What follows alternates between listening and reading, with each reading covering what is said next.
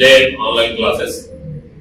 మనము గత వీడియోలో 8th క్లాస్ టాపిక్స్ అన్ని చెప్పుకోవడం జరిగింది.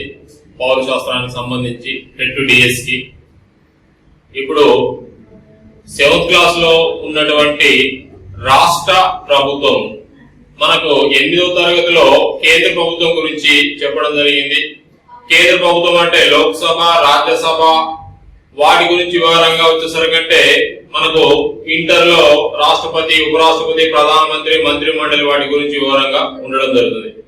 ఇక్కడ ఎస్జిటి అభ్యర్థులకు మరియు స్కూల్ అసిస్టెంట్ అభ్యర్థులకు అంత డెప్త్ గా కాకుండా ఉన్నటువంటి స్థాయి బట్టి క్వశ్చన్ వే విధానం అనేది అడగడం జరుగుతుంది. అయితే ఇక్కడ మనకు రాష్ట్రాలలో శాసనసభ, ఈ రాష్ట్ర శాసనసభ అనేది పార్లమెంట్ మాదిరిగానే ఉంటుంది. పార్లమెంట్ మాదిరిగానే రాష్ట్ర శాసనసభ ఉండడం జరుగుతుంది. అయితే ఈ రాష్ట్ర శాసనసభలో మరి రాష్ట్ర శాసనసభ అనగా విధాన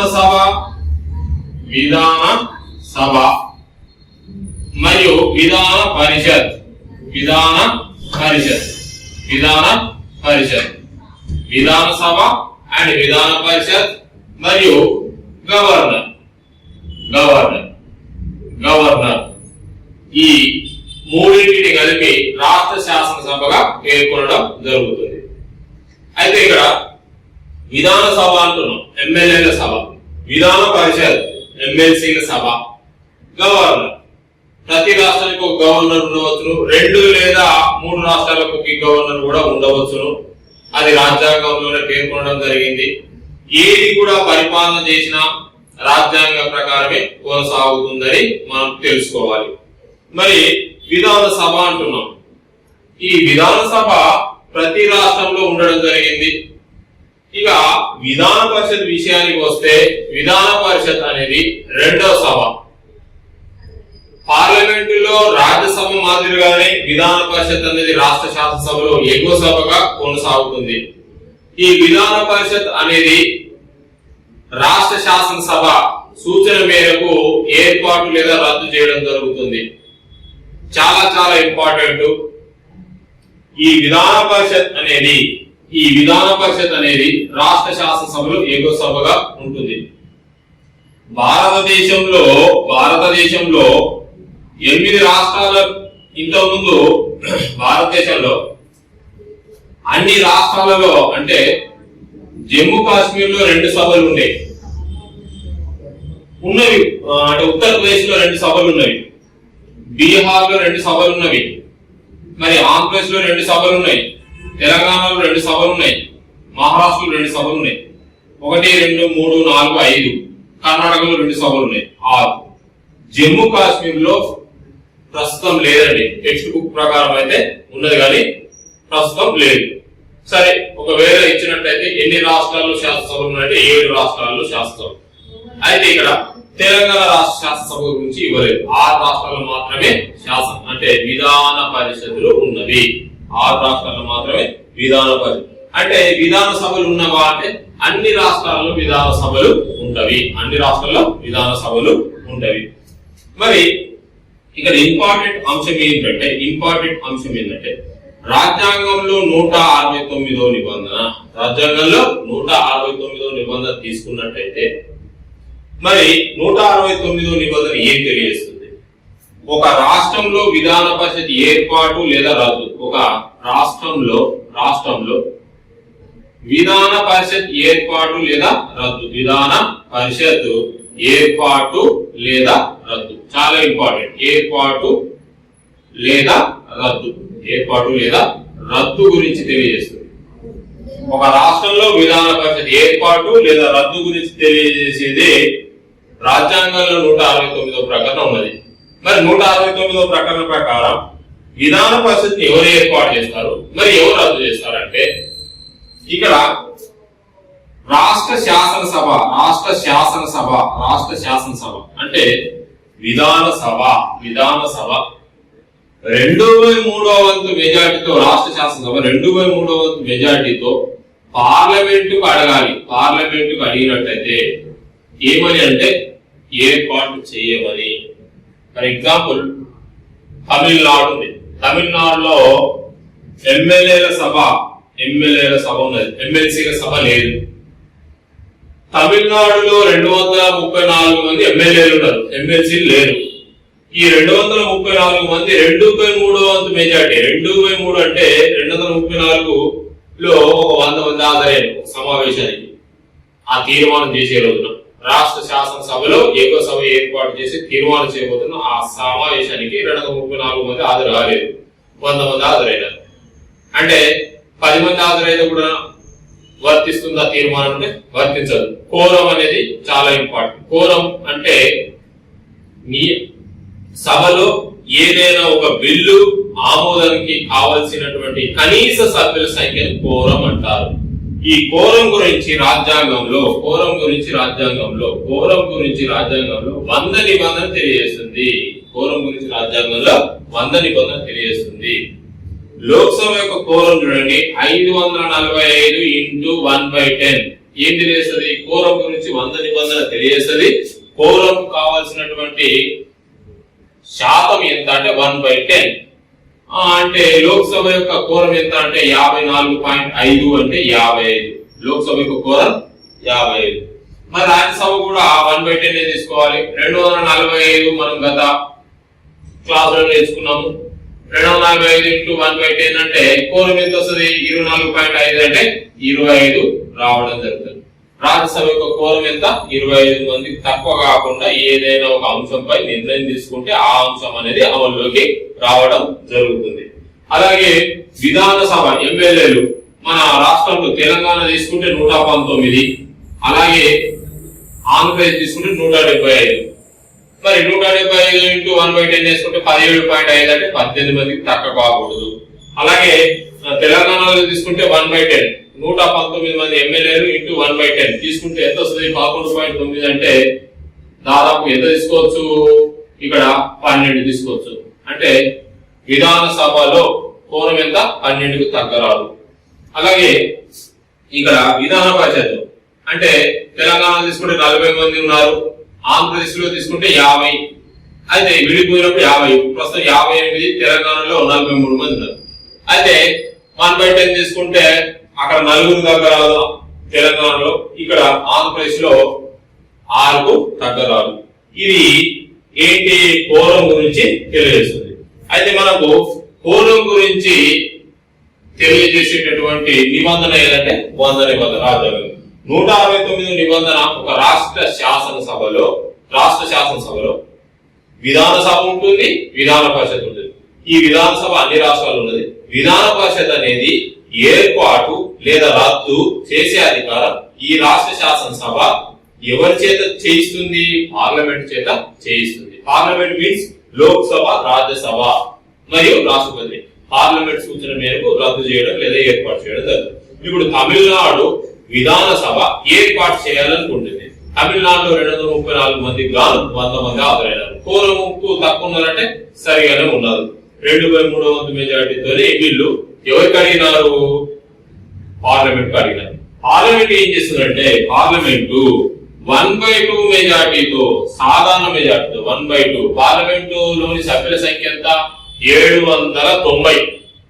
లోక్సభ సభ్యుల సంఖ్య 425, రాజ్యసభ సభ్యుల సంఖ్య 245. మొత్తం కూడితే 790. 790 × 1/2. మరి ఒకవేళ లోక్సభలో దాదాపుగా ఒక 200 మంది హాజరైనారు, రాజ్యసభలో ఒక 150 మంది, 350 × 1/10. ఓకేనా? 175 మంది ఆమోదం పొందినా కూడా ఓకే అవుతుంది. కాబట్టి రాష్ట్ర శాసనసభ 2/3 వంతు మెజార్టీతో పార్లమెంట్ ను కోరినట్లయితే పార్లమెంట్ 1/2 మెజార్టీతో ఏం చేస్తుంది? ఏర్పాటు చేయడం జరుగుతుంది. అలాగే పార్లమెంటు రద్దు చేయాలి అనుకుంటే ఆ రాష్ట్ర శాసనసభ 2/3 వంతు మెజార్టీతో పార్లమెంట్ కూడా కోరాలి. ఇప్పుడు తమిళనాడులో ఏర్పాటు చేసినారు, సరే బాగానే ఉంది. ఇప్పుడు ఆంధ్రప్రదేశ్ లో ఉన్నటువంటి 175 మంది ఎమ్మెల్యేలు మన ఆంధ్రప్రదేశ్ విధాన పరిషత్ రద్దు చేయాలని చెప్పి తీర్మానం చేయాలనుకుంటున్నారు. 175 మంది ఎమ్మెల్యేలు 2/3 మెజార్టీతో పార్లమెంట్ ను అడిగినారు. పార్లమెంట్ ఏం చేసింది? 1/2 మెజార్టీతో ఏం చేసింది? రద్దు చేయడం జరుగుతుంది. అంటే ఒక రాష్ట్ర శాసనసభలో విధాన పరిషత్తును ఏర్పాటు చేసేది, రద్దు చేసేది ఎవరంటే రాష్ట్ర శాసనసభ. అంటే విధానసభ సూచన మేరకు పార్లమెంటు ఏం చేస్తుంది? ఏర్పాటు చేస్తుంది. ఎంత మెజార్టీతోని? 1/2 మెజార్టీతో ఏర్పాటు చేస్తుంది పార్లమెంట్. మరి రద్దు చేయడానికి కూడా 1/2 మెజార్టీతోనే రద్దు చేస్తుంది. కానీ ఆ రాష్ట్ర శాసనసభ యొక్క ఆమోదం అవసరం ఉంటుంది. ఆ రాష్ట్ర శాసనసభ అంటే విధానసభ యొక్క ఆమోదము. ఎంత మెజార్టీతో ఆమోదించడం జరుగుతుంది? 2/3 మెజార్టీతో ఆమోదించడం జరుగుతుంది. ఎంత మెజార్టీతో తగ్గించడం జరుగుతుంది? 2/3 మెజార్టీతో తగ్గించడం జరుగుతుంది. ప్రస్తుతం ఎన్ని రాష్ట్రాలలో విధాన పరిషత్ అనేది అమల్లో ఉందంటే 6 రాష్ట్రాలలో విధాన పరిషత్ అనేది అమల్లో ఉంది. 6 రాష్ట్రాలలో విధాన పరిషత్ అనేది అమలులో ఉన్నది. అయితే ఇక్కడ మరి విధాన సభ అంటున్నాం, విధాన పరిషత్ అంటున్నాం, గవర్నర్ అంటున్నాం. మరి ఈ శాసనసభ, విధానసభ, విధాన పరిషత్ ఆమోదించిన బిల్లును గవర్నర్ ఆమోదం తెలిపినట్లయితే అవి ఏమవుతాయి? చట్టంగా మారిపోవడం జరుగుతుంది. ఒక బిల్లు చట్టంగా మారాలి అంటే మనం పార్లమెంట్ తీసుకున్నామండి.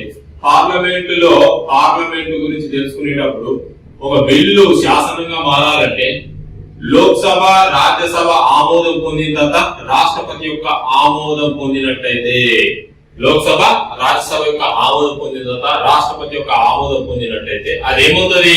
చట్టంగా మారుతుంది అని మనకు రాజ్యాంగంలో 111వ నిబంధన తెలియజేస్తుంది. 111వ నిబంధన లోక్సభ, రాజ్యసభ ఆమోదం పొందిన తర్వాత బిల్లు రాష్ట్రపతి ఆమోద ముద్ర పొందినట్లయితే అది చట్టంగా పిలవడం జరుగుతుంది. ఒకవేళ పార్లమెంట్ చట్టం చేయకుండా రాష్ట్రపతి చట్టం చేయవచ్చు అంటే చేయవచ్చు. పార్లమెంట్ సమావేశంలో లేనప్పుడు రాష్ట్రపతి ఏదైనా ఒక అంశంపై శాసనం చేసేదాన్ని ఆర్డినెన్స్ అంటారు. ఆర్డినెన్స్ ఒక బిల్లు మాదిరిగానే ఉంటుంది. రాష్ట్రపతి ఉత్తర్వు ద్వారా ఏదైనా ఒక శాసనం చేసినట్లయితే దాన్ని ఆర్డినెన్స్ అంటారు. ఆ ఆర్డినెన్స్ పార్లమెంట్ ఆమోదం పొందిన తర్వాత, పార్లమెంట్ యొక్క ఆమోదం పొందిన తర్వాత, అంటే పార్లమెంట్ యొక్క ఆమోదం ఎంత కాలం లోపల పొందాలి అంటే 6 వారాల లోపల ఆమోదం పొందాలి. ఆర్డినెన్స్ 6 వారాల లోపల ఆమోదం పొందాలి. అలా 6 వారాల లోపల ఆమోదం పొందినట్లయితే అది చట్టంగా మారుతుంది. అంటే పార్లమెంటు ఆమోదంతో రాష్ట్రపతి ఆమోదం పొందితే చట్టంగా మారుతుంది. ఓకే, ఒకటో అంశము.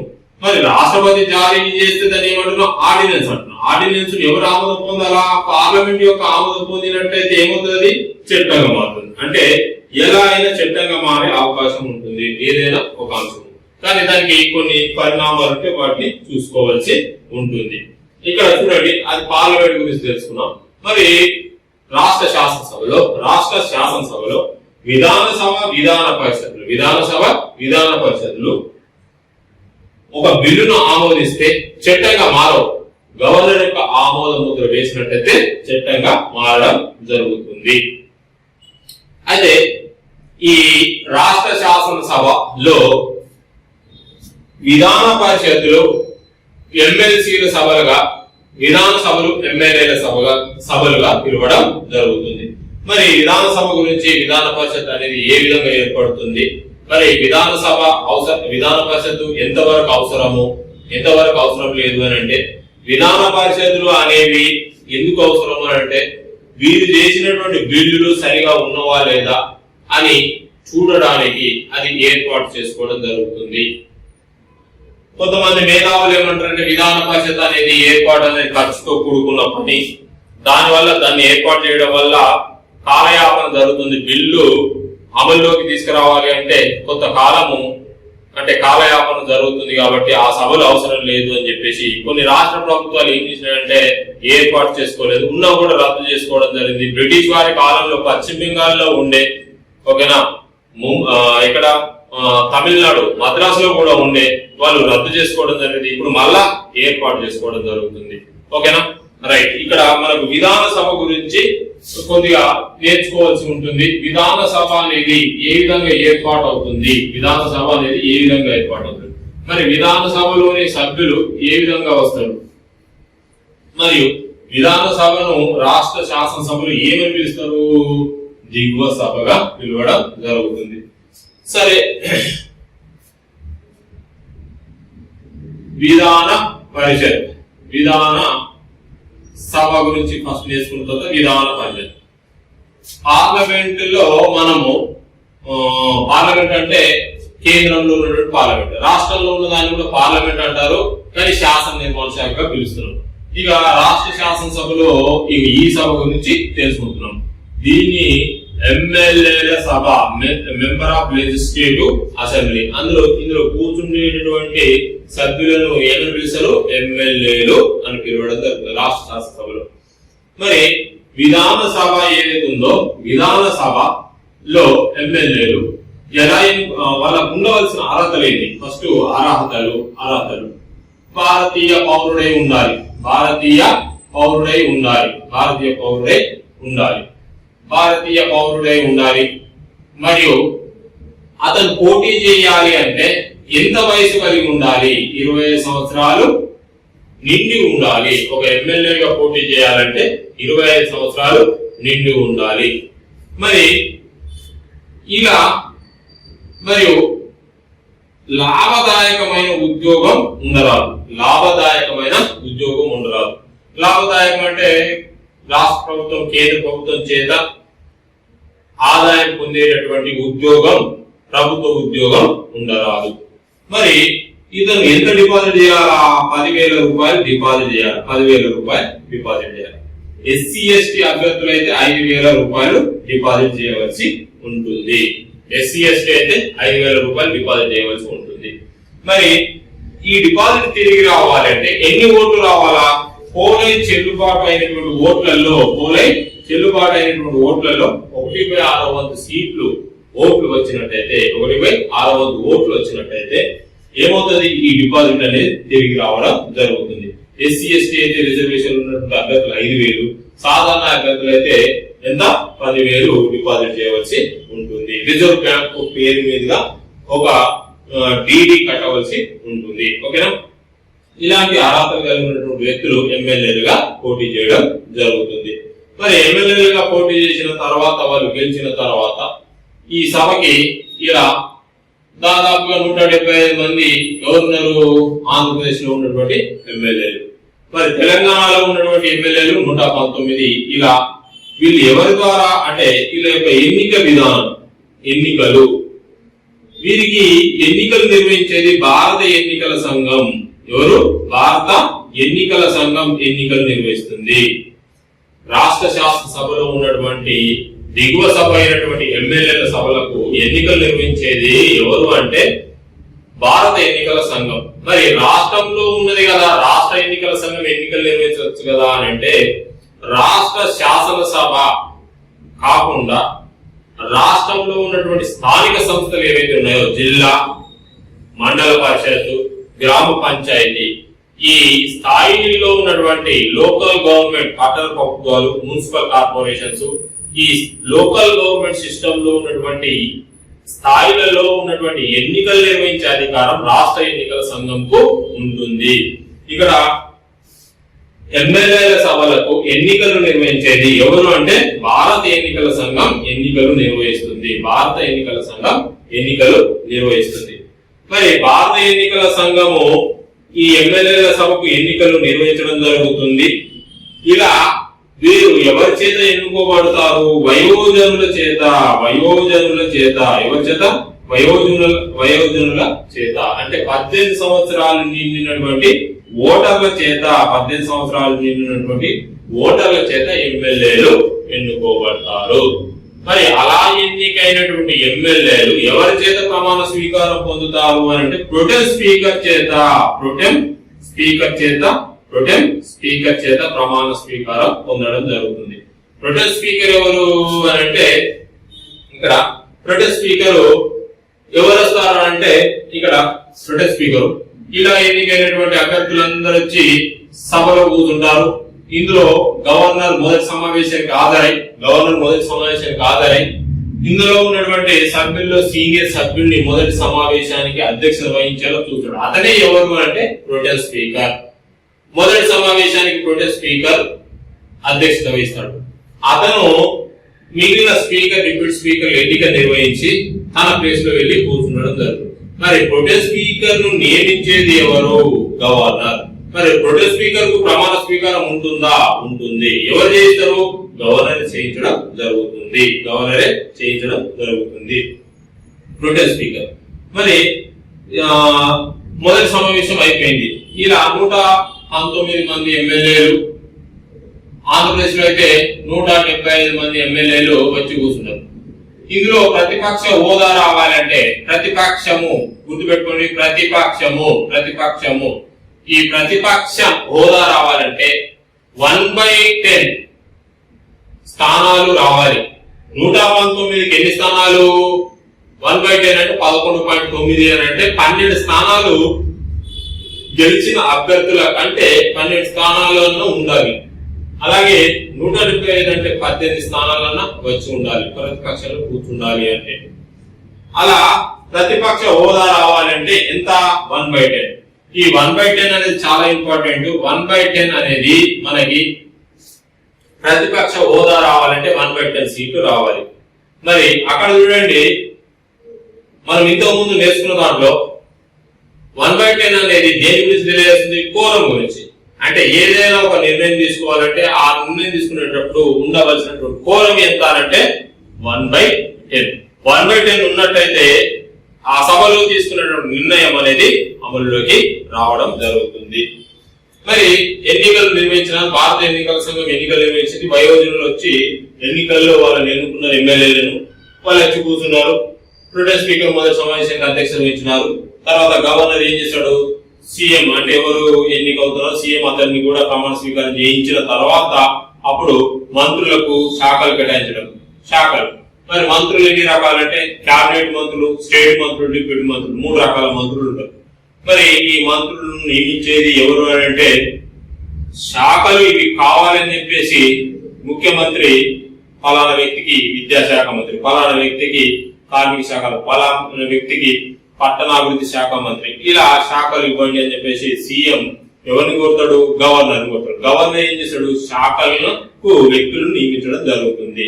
ఆ శాఖలను చూయించే వ్యక్తి ఎవరంటే ముఖ్యమంత్రి, శాఖలను నియమించేది ఎవరంటే గవర్నర్. రాష్ట్ర శాసనసభలో గవర్నర్ అనే వ్యక్తి నియమించడం జరుగుతుంది. ఇక 119 మంది ఎమ్మెల్యేలు వచ్చిన తర్వాత ఇందులో ఒక ఆంగ్లో ఇండియన్ నియమించడం జరుగుతుంది. ఆంగ్లో ఇండియన్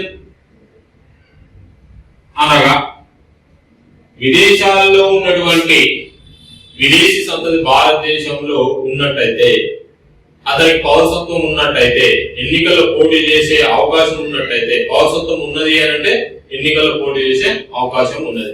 ఈ పౌరసత్వము ఉన్నది కాబట్టి అతను ఎన్నికల్లో పోటీ చేశాడు. అయితే ఇక్కడ ఈ నామినేట్ చేయడం అంటే గవర్నర్ ఈ ఆంగ్లో ఇండియన్లను రాష్ట్ర శాసనసభలో అయినటువంటి దిగువ సభకు, ఆంగ్లో ఇండియన్ ను దిగువ సభకు నామినేట్ చేయడం జరుగుతుంది. దిగువ సభకు. మరి ఆంగ్లో ఇండియన్ అంటే విదేశాలలో నుండి వచ్చి ఇక్కడ స్థిర నివాసం ఏర్పాటు చేసుకున్నటువంటి 18 సంవత్సరాలు నిండినటువంటి వాళ్ళు అందులో, నిండిన తర్వాత ఉన్న వాళ్ళు ఎమ్మెల్యేలుగా పోటీ చేస్తారు. అలాగే కేంద్రంలో రాష్ట్రపతి 2 ఆంగ్లో ఇండియన్లను ఈ సభకు నామినేట్ చేస్తాడు. ఈ సభకు 2 ఆంగ్లో ఇండియన్లు నామినేట్ చేస్తాడు. ఆంగ్లో ఇండియన్ దొరకలేని సందర్భంలో ఎవరు నామినేట్ చేయవచ్చును? ఇలాంటి సంక్షోభం ఉన్న 2014 ఆంధ్రప్రదేశ్ లో అలాగే ఏర్పడ్డది. ఆంగ్లో ఇండియన్ దొరకలేదు. ఆంగ్లో ఇండియన్ దొరకలేని సందర్భంలో గవర్నర్ ఏం చేయవచ్చు లేదా రాష్ట్రపతి ఏం చేయవచ్చు అంటే మైనార్టీ వర్గానికి చెందిన సభ్యులను నామినేట్ చేయవచ్చు. ఎవరిని? మైనార్టీ వర్గానికి చెందినటువంటి సభ్యులను నామినేట్ చేయడం జరుగుతుంది. మైనార్టీలు భారతదేశంలో హిందువులు కాకుండా ముస్లింలు, క్రైస్తవులు, సిక్కులు, బౌద్ధులు, జైనులు, పారసీలు, వీళ్ళు మైనార్టీలు. ఈ మైనారిటీ వర్గానికి చెందినటువంటి సభ్యుని ఏం చేయడం జరుగుతుంది? విధానసభకు గవర్నర్ నామినేట్ చేయడం జరుగుతుంది. విధానసభకు గవర్నర్ ఏం చేస్తాడు? నామినేట్ చేయడం జరుగుతుంది. ఓకేనా? ఇలా మైనారిటీలు అంటే ఎవరు లేనప్పుడు, ఆంగ్లో ఇండియన్ల ప్రాతినిధ్యం లేదన్నప్పుడు గవర్నరు, రాష్ట్ర శాసనసభలో ఆంగ్లో ఇండియన్ ప్రాతినిధ్యం లేదని పార్లమెంట్ లో రాష్ట్రపతి భావించినప్పుడు ఏం చేస్తాడు? మైనారిటీ వర్గానికి చెందినటువంటి సభ్యులను నామినేట్ చేయడం జరుగుతుంది. మరి ఇలా గవర్నరు రాజ్యాంగంలో ఏ నిబంధనల ప్రకారం నామినేట్ చేయడం జరుగుతుందంటే 333 నిబంధనల ప్రకారం గవర్నర్ నామినేట్ చేయడం జరుగుతుంది. మనం 330 గురించి తెలుసుకున్నాం. 330 అనేది పార్లమెంటులో ఎస్సీ ఎస్టీల స్థానాలు పార్లమెంటులో లోక్సభలో అంటున్నాం, కేంద్రంలో పార్లమెంట్ లోక్సభలో ఎస్సీ ఎస్టీ స్థానాల రిజర్వేషన్లు 84 ఎవరున్నారు? ఎస్సీలు. 47 ఎవరున్నారు? ఎస్టీలు. మరి రిజర్వేషన్ల గురించి 330 నిబంధన తెలియజేస్తుంది. అలాగే రాష్ట్ర శాసనసభలో ఎస్సీ ఎస్టీల రిజర్వేషన్ గురించి 332 నిబంధన తెలియజేస్తుంది. కేంద్రంలో అయితే ఎస్సీ ఎస్టీల రిజర్వేషన్ 330. మరి రాష్ట్రంలో రిజర్వేషన్ల గురించి తెలియజేసేది 332. మరి రాష్ట్ర శాసనసభలో 119 మంది ఎమ్మెల్యేలు ఉంటే, మరి 175 మంది ఆంధ్రప్రదేశ్ లో ఎమ్మెల్యేలు ఉంటే ఎస్సీలు ఎంతమంది ఉన్నారు? ఎస్సీలు వచ్చేసి తెలంగాణలో 19 మంది ఉన్నారు. ఎస్టీలు వచ్చేసి ఎంతమంది ఉన్నారంటే 12 మంది ఉన్నారు ఎస్టీలు వచ్చేసి. అలాగే ఆంధ్రప్రదేశ్ లో 29 మంది ఉన్నారు. మరి ఎస్టీలు ఎంతమంది ఉన్నారంటే 7 ఉన్నారు. ఈ స్థానాలు వారి చేతనే ఎన్నిక కాబడడం జరుగుతుంది. ఓకేనా?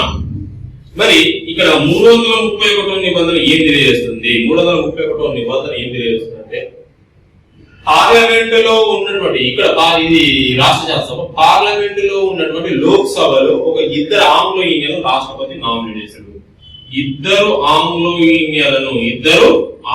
ఇండియన్లను రాష్ట్రపతి నామినేట్ చేయడం తెలియజేస్తుంది.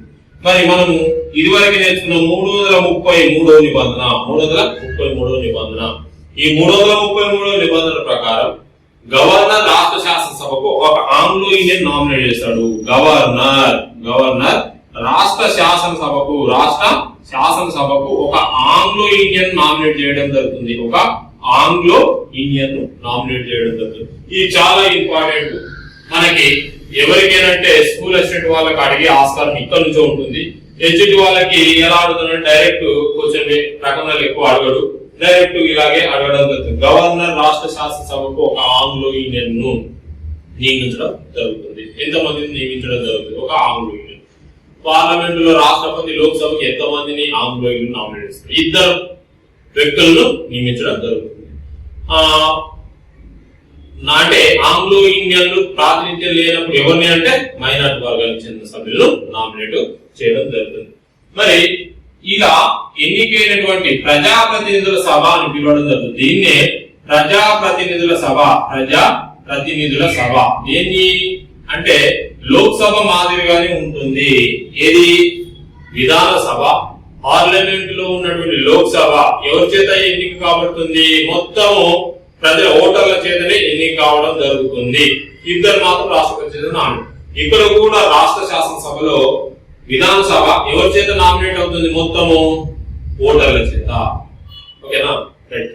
ఇదండి. ఇక ఇవి కూడా ఇంపార్టెంట్. ఎన్నికలు ఎవరు నిర్వహిస్తున్నారు? భారత ఎన్నికల సంఘం. వయోజనులు ఎన్నుకుంటున్నారు. ప్రొటెం స్పీకర్ ఎవరంటే సీనియర్ అభ్యర్థి. మొదటి సమావేశానికి తర్వాత రారు. ఆంగ్లో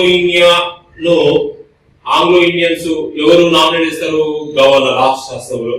ఆంగ్లో ఇండియన్ లేని సందర్భంలో ఎవరిని తీసుకురావచ్చు? మైనారిటీ వర్గానికి చెందిన సభ్యులను. అయితే మన దేశం మొత్తం మీద ఎమ్మెల్యేల సభలు ఉన్నాయి. ఎమ్మెల్యేల సభలు అన్ని రాష్ట్రాలు ఉన్నాయి. ఎక్కువ ఎమ్మెల్యేలు సభలు కలిగినటువంటి ఎమ్మెల్యేలు కలిగినటువంటి రాష్ట్రం ఏది అంటే ఉత్తరప్రదేశ్. 403 స్థానాలు ఉన్నారు.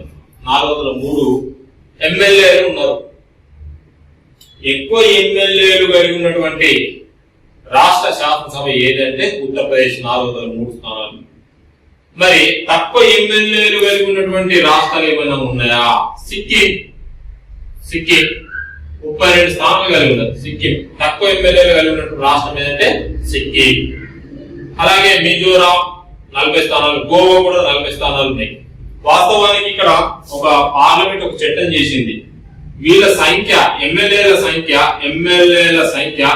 50కి మించరాదు, 500కి మించరాదు, 60కి తగ్గరాదు.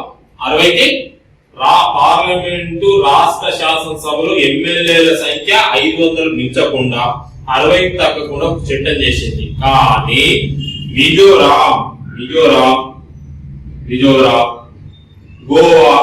గోవా, సిక్కిం మిజోరాంలో 40 మంది ఎమ్మెల్యేలు ఉన్నారు, గోవాలో 40 మంది ఉన్నారు, సిక్కింలో 32 మంది కలరు. మరి మిజోరాము, గోవా, సిక్కిం రాష్ట్రాలకు ఎమ్మెల్యేలు 60కి తగ్గినారు. కానీ పార్లమెంట్ ఏం చేసిందంటే ఒక చట్టం చేసింది, వీటికి ఒక మినహాయింపు ఇవ్వడం జరిగింది. వీటికి ఈ 3 రాష్ట్రాల శాసనసభలకు ఒక మినహాయింపు ఇవ్వడం జరిగింది. కాబట్టి ఇక్కడ రాష్ట్ర శాసనసభలో ఎమ్మెల్యేల సంఖ్య 40కి ఉన్నా కూడా ఏమి కాదు అన్నట్టు అక్కడ చట్టం చేయడం జరిగింది. పార్లమెంటే ముందుగా ఒక చట్టం చేయడం జరిగింది.